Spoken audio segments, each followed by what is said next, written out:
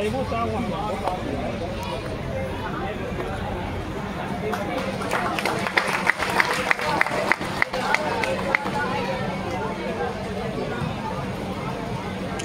भैया लोग सब लगाएं।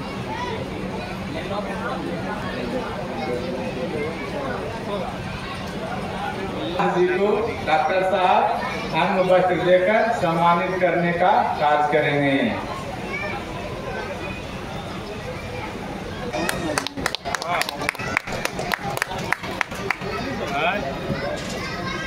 हेलो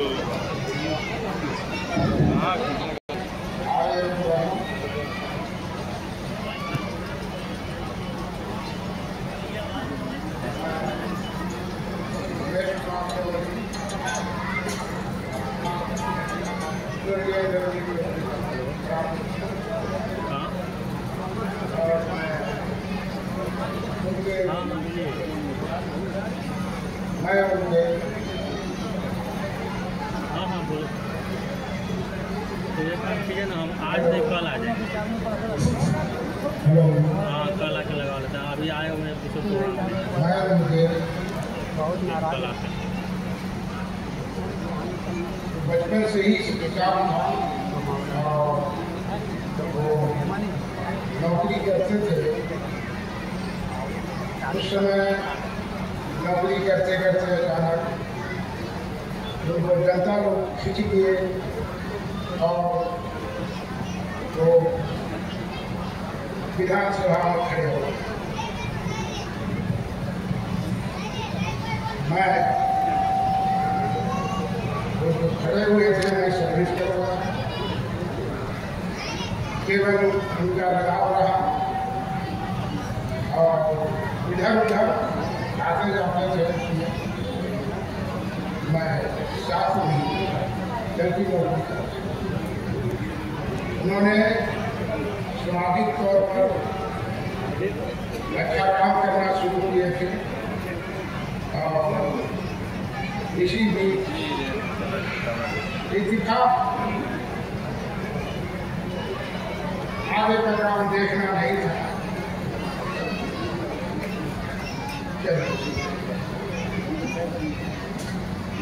मैं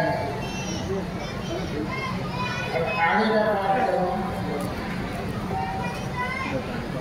कौन सामाजिक काम करना चाहते हैं ये मैं पता नहीं करता हूँ, लेकिन कुछ मुद्दे हैं जो भी लोग बढ़ना चाहते हैं और हम समाज से गुजारिश करना चाहते हैं कि उनको बढ़ावा दें और सच्चाई के पथ पर चलने का रास्ता विशेष क्या करें।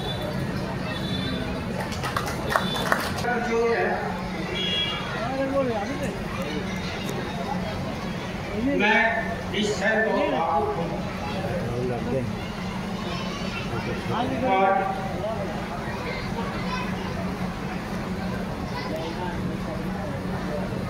मैं कुछ शब्द बोलना चाहूँगा। महोदय आदरणीय डॉक्टर राकेश रंजन जी, मंच पर बैठे समाज के सभी प्रबुद्धजन एवं यहाँ पधारे सभी मेरे भाई, नौजवान, बहन एवं माता, मैं आपको सशक्त मानता हूँ। इस अवसर पर आप सबों के बीच बहुत ही गौरवान्वित महसूस कर रहा हूँ। आज हमारे समाज से एक महानायक स्वर्गीय इंद्रदेव चौधरी जी की प्रतिमा का अनावरण उनके पैतृक गांव में हुआ है। यदि किसी समाज, किसी संस्कृति एवं किसी देश का विकास अवरुद्ध करना है तो उसका इतिहास मिटा होगा। मेरे समाज के इस महानायक का इतिहास हाशिए पर डाल दिया गया। मैं श्री राकेश रंजन जी, श्री पिकेश चौधरी, श्री विश्वेश चौधरी जी एवं इस कार्य में पहल करने वाले समस्त लोगों का तहे दिल से आभार जताता हूँ जिन्होंने इसे पुनः पुनर्जीवित किया। मैं स्वर्गीय चौधरी साहब के जीवनी एवं उनके विचारों, कार्यों एवं सपनों पर प्रकाश डालने का प्रयास करता हूँ, जो सूर्य को दीपक दिखाने के समान होगा। आप महान आत्मा का जन्म इसी गांव में एक साधारण किसान परिवार में 28/11/1923 को हुआ था। उनके पिता का नाम स्वर्गीय नंद किशोर चौधरी था। मैं स्वर्गीय नंद किशोर चौधरी की आत्मा को नमन करता हूँ, जिन्होंने ऐसा लाभ हमें दिया। उनके 2 भाई, छोटे भाई स्वर्गीय जय चौधरी, स्वर्गीय इंद्रदेव चौधरी थे, परंतु वो कहा करते थे मेरे 3 छोटे भाई हैं जो श्री नवल किशोर चौधरी। वे बचपन से ही बहुत चंचल, साहसी एवं मुखर व्यक्तित्व के थे। वे गांव के स्कूल में विद्या अध्ययन किए एवं साथ साथ खेल कूद अन्य प्रतियोगिताओं में हमेशा मेडल भी जीता करते थे। वे अस्त्र शस्त्र की कलाओं में भी पारंगत थे।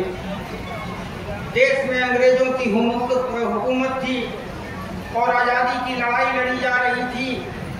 उनमें देशभक्ति का अटूट श्रद्धा। 11 अगस्त 1942 को उन्होंने बिहार क्रिमिनल कोर्ट के प्रांगण में कांग्रेस के झंडा फहराने एवं अंग्रेजों के विरुद्ध नारा लगाने के जुर्म में गिरफ्तार कर लिए गए। उस समय उनकी उम्र महज 19 वर्ष थी। वे लिपिक के पद पर पटना कलेक्टेरिएट में नौकरी की। उनका स्थानांतरण बख्तियारपुर, लूसराय, हिलसा, बिहार शरीफ होता रहा, परंतु वो सामाजिक कार्यों में जुटे रहे। ये समाज कितने वर्गों में बटा था, वो समाज के कार्यों में लगे रहे।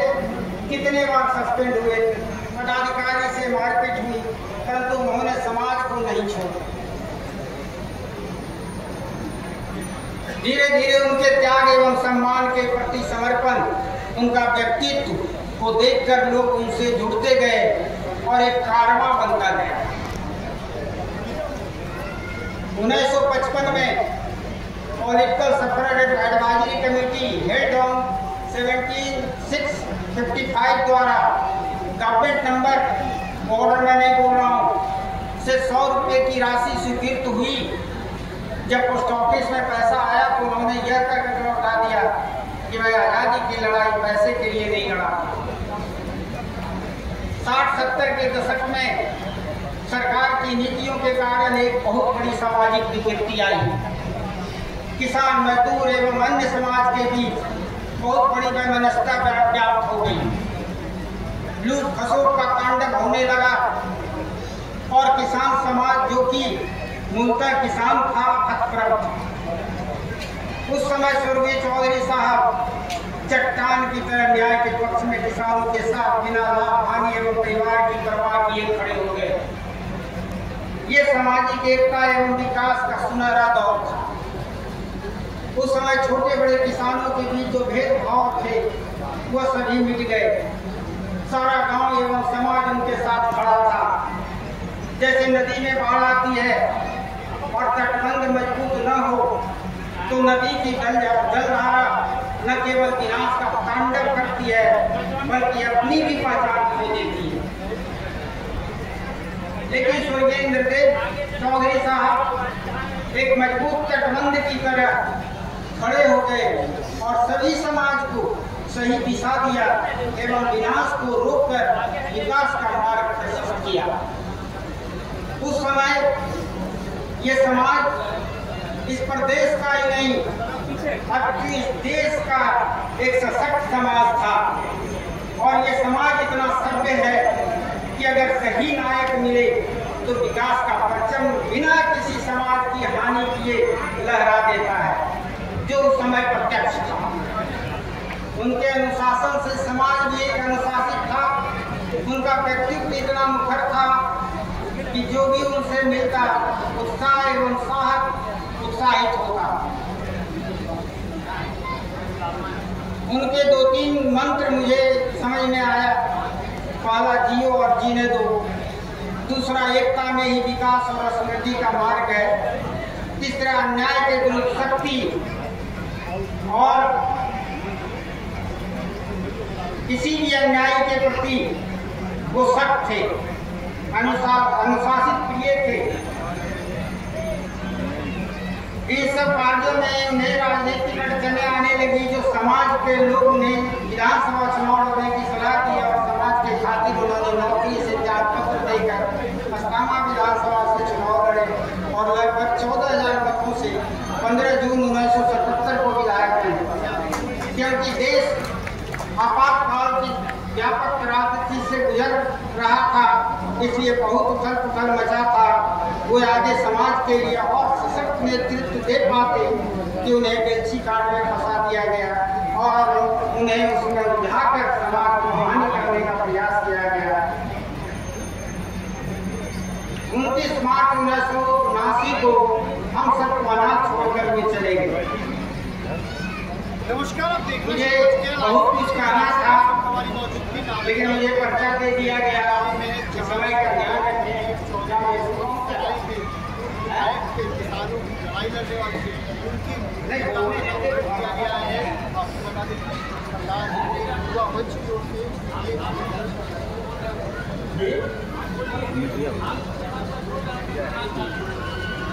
उन्होंने अपने परिवार के लिए कुछ नहीं किया था, क्योंकि उनकी संतान आप सभी थे और उनका परिवार सारा कुर्मी समाज एवं अन्य समाज था। उनका परिवार बिल्कुल असहाय हो गया। मैं उनका छोटा लड़का था। जिस दिन उनका दस्तक था, उस दिन मैं माथा मुड़वा कर मैट्रिक का परीक्षा दे रहा था। उसके बाद जो सामाजिक विकृति आई, मेरे लिए वो स्वप्न से कम नहीं था। मैं आर्थिक तंगियों के बीच किसी तरह इंजीनियरिंग का डिग्री लेकिन मैं समाज को देखता रहा। जो उनके अनुयायी थे वो राजनीतिक लोगों की गोद में बैठ गए और समाज नेतृत्व विहीन होकर इधर उधर भटकने लगा। लोग हिसाब किताब करने में लगे थे, हमें क्या मिला, हमें क्या मिला। समाज के प्रति किसी की सोच 80 के दशक में नहीं थी। 80 के दशक में बहुत बड़ी सामाजिक विकृति आई।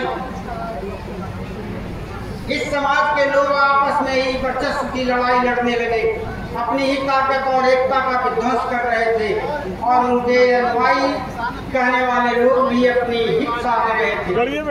80 के दशक के अंत में नीतीश जी का समय आया और ये समाज उनका नेतृत्व स्वीकार किया। मैं उसमें इंजीनियरिंग का डिग्री लेकर आया था और दिल में सोच रहा था कि समाज कहाँ जा रहा है। मैं अपने मंझले भाई श्री दिनेश चौधरी जी से बोला कि मैं विधायक का चुनाव लड़ूंगा। वो बोले क्यों? मैं बोला देखिए क्या होता है। और जब मैं चुनाव लड़ा तो स्वर्गीय चौधरी जी के बहुत सारे संतान भाई मेरे आगे खड़े हो गए और हमें सामाजिक हथौड़ा पड़ता रहा। मैं किनारा हो गया, लेकिन अपनी लाभ छोड़कर किसी के समाज के प्रति नहीं सोचा। मुझे विधायक नहीं बनना था, मुझे तो वो समाज चाहिए था जिसका हर एक सदस्य इंद्रदेव चौधरी था। लेकिन समाज का पतन अभी बाकी था। माननीय नीतीश बाबू ने हर एक गांव में जोड़िए लोगों का। जय भारत। वीरेश भैया जी को तरफ से तहे दिल से शुक्रिया अभिनंदन वंदन। आइए गीत इनके आने में बहुत सुंदर ये गीत हमने बनाया है और जब तक राकेश रंजन जैसे लोग समाज सेवी गरीब गुरुआ के कल्याण करने वाले रहेंगे तब तक स्वर्गीय इंद्रदेव चौधरी जी ऐसे लोग मरेंगे नहीं, सदा अमर रहेंगे। एक सुंदर गीत के माध्यम से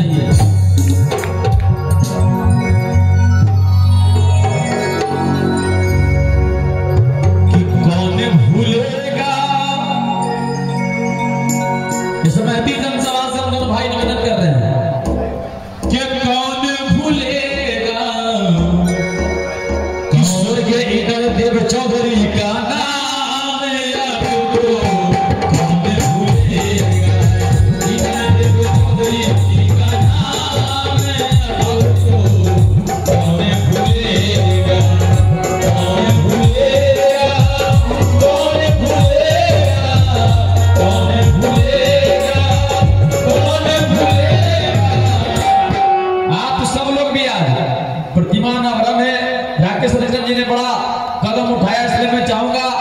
स्वर्गीय नरदेव चौधरी जी के स्मरण में आज इतनी बड़ी दिन है। अपना दोनों हाथ एक बार ऊपर करके मैं इनको यहीं से नमन करूंगा। आप सब लोग से निवेदन एक बार बजाइए ताली कि नरदेव चौधरी जी का नाम है।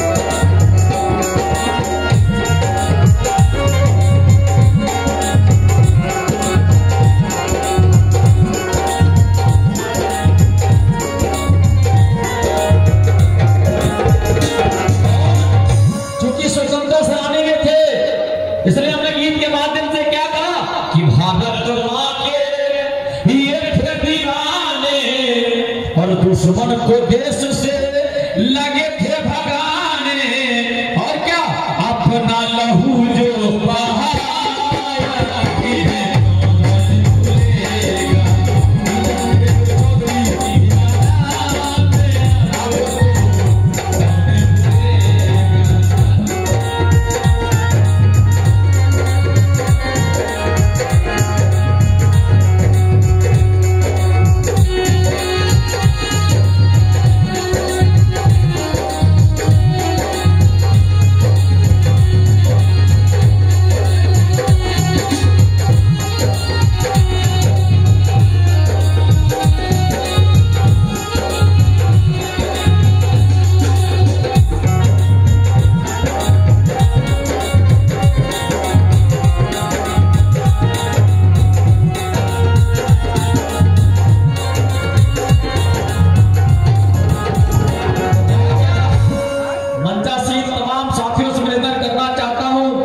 मुझे ज्यादा तो नहीं, लेकिन राकेश रंजन जी ने कुछ जानकारियां दी, उस हिसाब से हमने अपने गीत में प्रेरणा हमने क्या कहा कि ऊंच नीच का भेद मिटाया, जात पात का भेद मिटाया और क्या मिल के रहना सिखाया।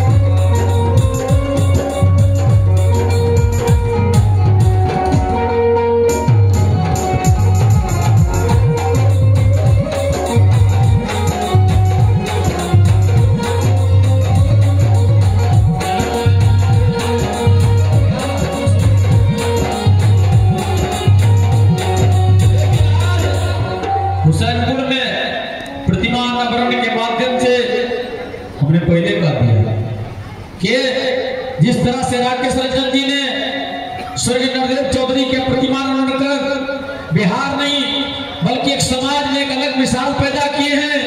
आज के जमाने में ऐसे ऐसे युवा हैं, ये लोग हैं जो अपने माता पिता का प्रतिमा नहीं लगाते हैं। इसलिए एक बार जोरदार ताली राकेश रंजन जी के लिए, इतनी अच्छी सोच के लिए, समाज के प्रति जो इतना अच्छा सोच है और समाज को रोशनी देने के साथ साथ हजारों युवाओं को, हजारों गरीबों को फ्री मदद करके जो ये काम कर रहे हैं वाकई में काबिले तारीफ है। इसलिए हमने गीत के माध्यम से क्या कहा स्वर्गीय नरदेव चौधरी जी के बारे में कि जब तक सूरज चांद रहेगा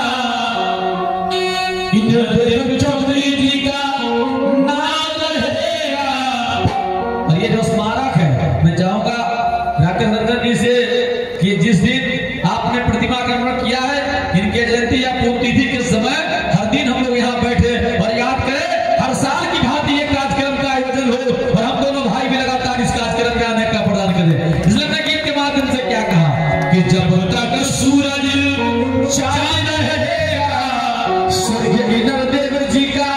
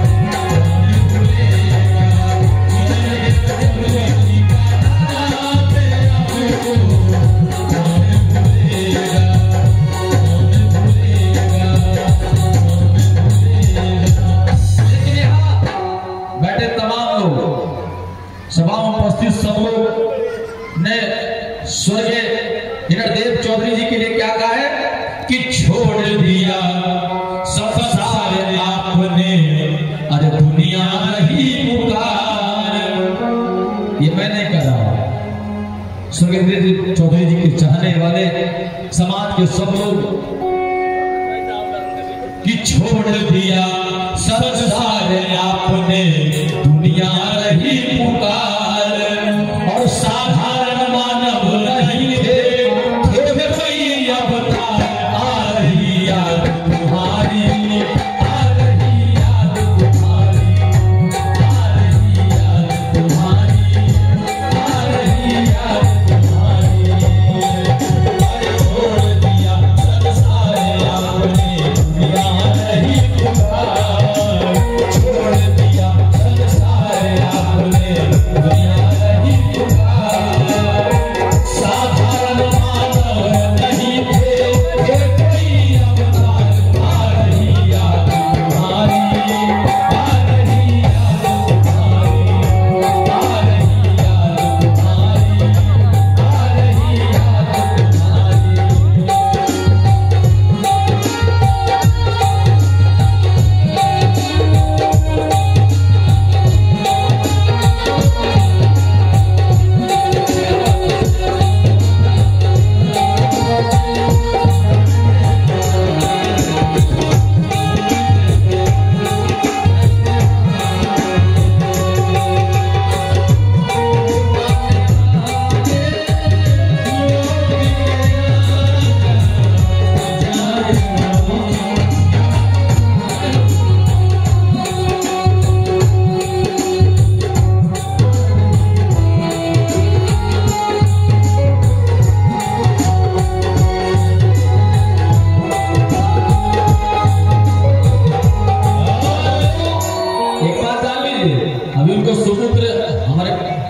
गार्जियन ने कहा कि सर्व समाज को लेकर चलने का काम क्या पिताजी थे।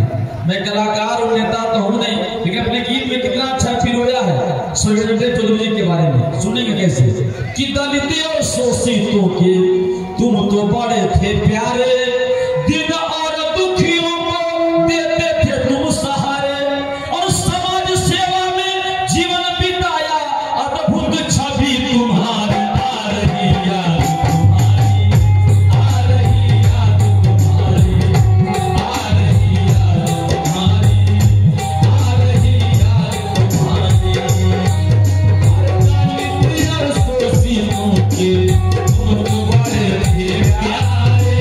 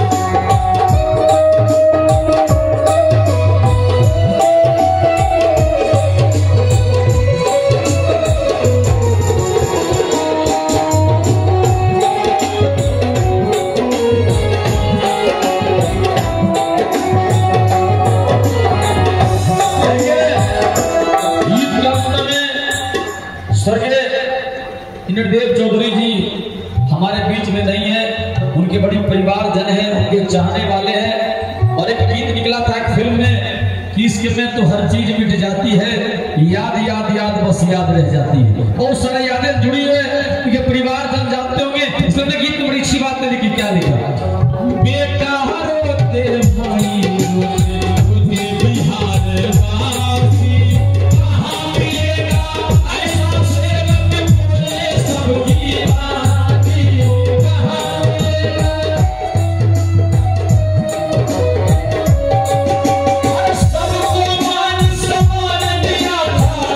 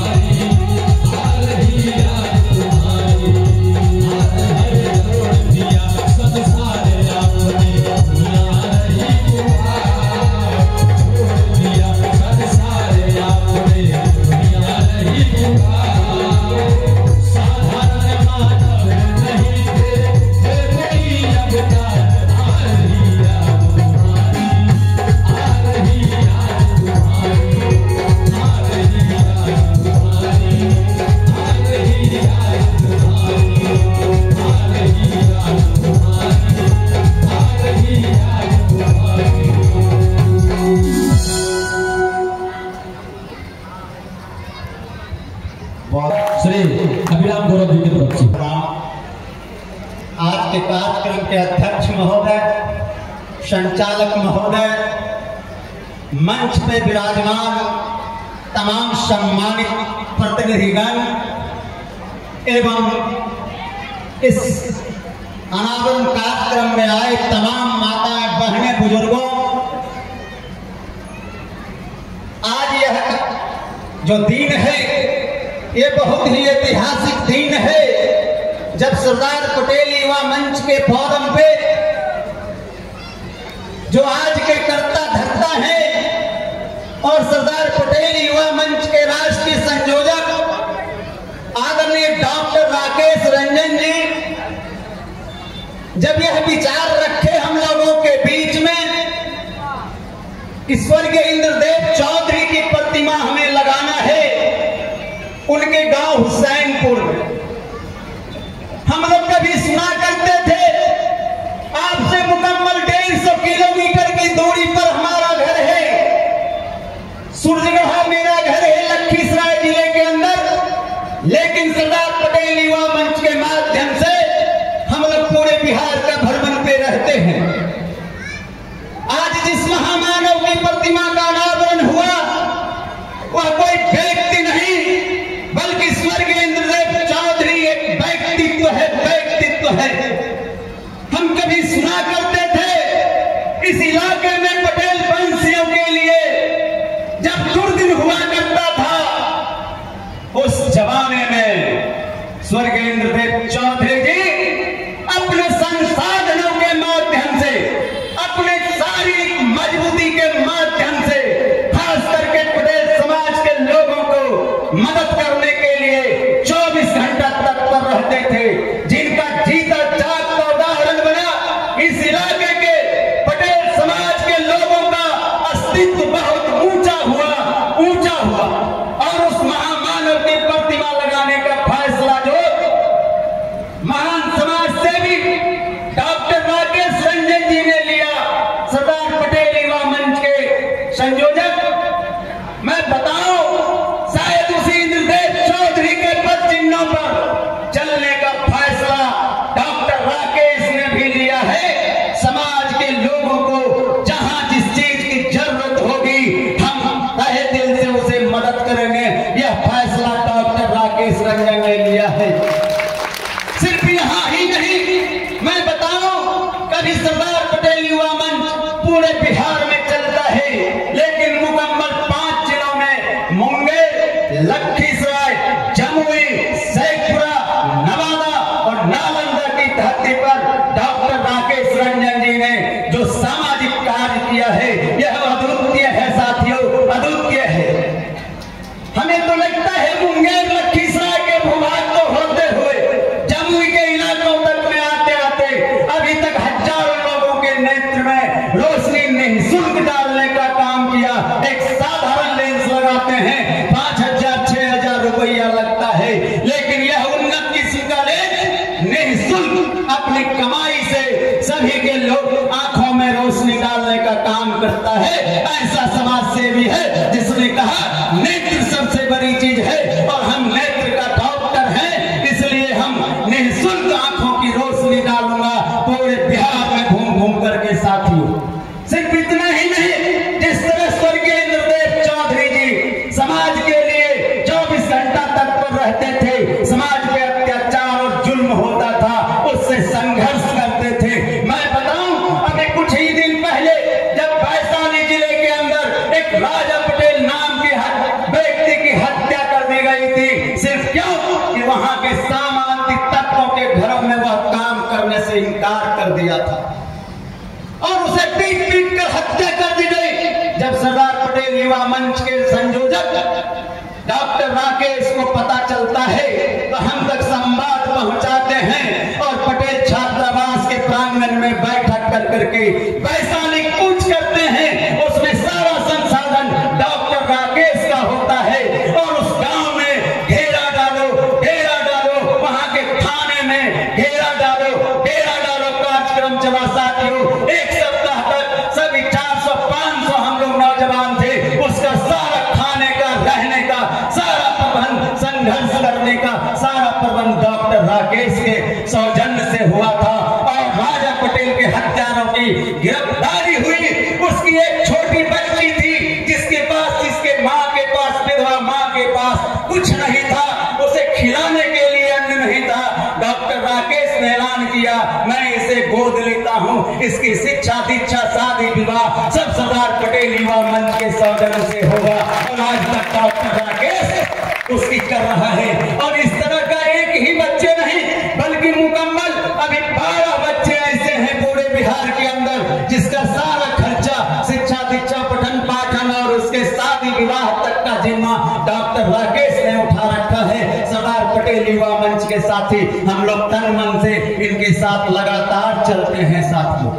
और इन्होंने फैसला किया कि हम रघुई प्रखंड के हुसैनपुर गांव से बिगुल बजाना चाहते हैं संदीप पटेल जी। हमने बोला कैसे?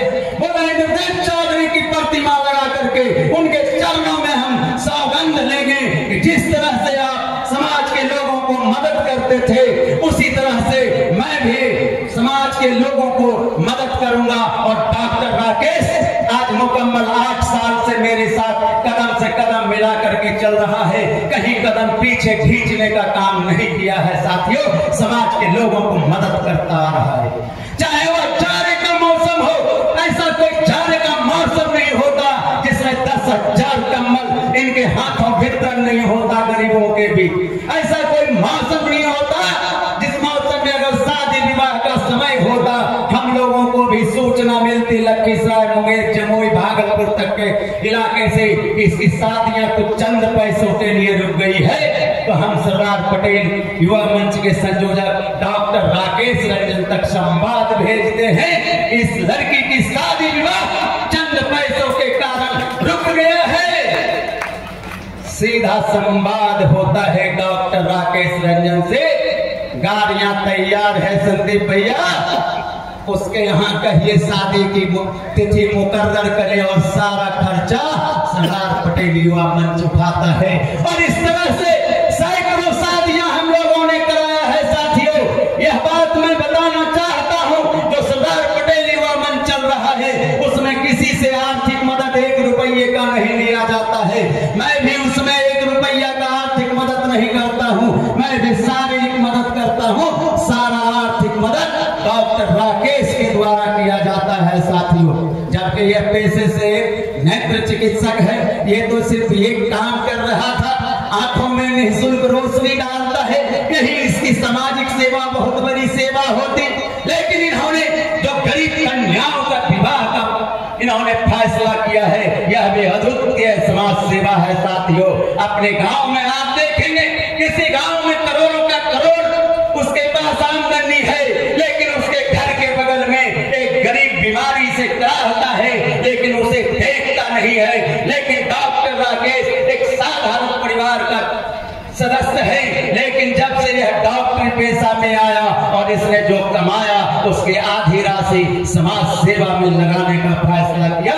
और 8 वर्षों से कदम मिला के, चाहे वह सहरसा सुपौल का इलाका हो, पूर्णिया का खगड़िया का इलाका हो, सिर्फ पटेल वंशियों का ही नहीं बल्कि समाज के अंतिम पावधान पर बैठे उन तमाम लोगों की सेवा में जाता है। चाहे वह दलित हो, चाहे अकलियत हो, सबों की सेवा यह सच करता है साथियों। यही सरदार स्वर्गीय इंद्रदेव चौधरी का मिशन होता था। सबों को वह मदद करते थे, किसी के साथ अन्याय नहीं होने देते थे साथियों। यही सरदार पटेल युवा मंच के डॉक्टर राकेश भी हैं, जो स्वर्गीय इंद्रदेव चौधरी के पद चिन्ह पर चलना शुरू कर चुके पहले से, लेकिन उसका खुलासा आपके बीच में ये मंच के माध्यम से आज हो रहा है। हमें पूरा भरोसा है आप लोग भी, जब भी ऐसी समस्याएं आ जाए, माताएं बहनें पीछे बैठी हैं, अगर किसी गरीब कन्या की विवाह रुक जावे कुछ पैसों के चलते, आप याद कर लेना डॉक्टर राकेश को वह विवाह नहीं रुकेगा, वह विवाह पूरी ताम झाम के साथ होगा। यह सरदार पटेल युवा मंच का इरादा है, वादा है, इसका नाम है सरदार पटेल युवा मंच। सरदार पटेल दृढ़ इच्छा संकल्प के प्रतीक थे, जो एक बार फैसला लेते थे उनके कदमों झुकती नहीं थी, कदमें लड़खड़ाती नहीं थी। वही सरदार पटेल युवा मंच के राष्ट्रीय संयोजक आदरणीय डॉक्टर राकेश रंजन का है। जब चल पड़ा तो चल पड़ा। जब 5 दिन पहले से बारिश हो रही थी, मैं भी इस इलाके के कई गांव में भ्रमण किया था साथियों। लगा था बहुत बड़ी भीड़ होगी, लेकिन काम का समय हो गया, रोकने लग गया, सभी जगह लग गया, मेरे इलाके में भी। लेकिन जितने ये सम्मानित महान विभूति हमारे भी सामाजिक लोग बैठे हैं, अगर सारे लोग अगर एक मत से समाज को आगे बढ़ाने के लिए फैसला ले लेंगे, समाज सेवा का फैसला ले लेंगे, डॉक्टर राकेश रंजन जी के साथ कदम से कदम मिला के चलने का इरादा बना देंगे, तो निश्चित रूप से सरदार पटेल युवा मंच एक बहुत बड़ी ऊंचाई हासिल करेगा। समाज से मतैक्यता को दूर करेगा, भिन्नता को दूर करेगा। साथियों, मैं एक बार कहना चाहता हूं, स्वर्गीय इंद्रदेव चौधरी की प्रतिमा का अनावरण हो गया है, और इस अनावरण इस मूर्ति में जो सबसे बड़ा सराहनीय योगदान रहा है भाई टिकेश चौधरी जी का, मेरे साथ तैयारी के संदर्भ में कदम से कदम मिला के चल रहे थे। मैंने तो इन्हें देखा, जब मैं 7 बजे गाड़ी लेकर के पहुंच जाता था बिहार शरीफ, उससे पहले यह शख्स पहुंच जाते थे। मैं 9 बजे निकल जाता था, यह शख्स 11 बजे अपने गांव में आते थे।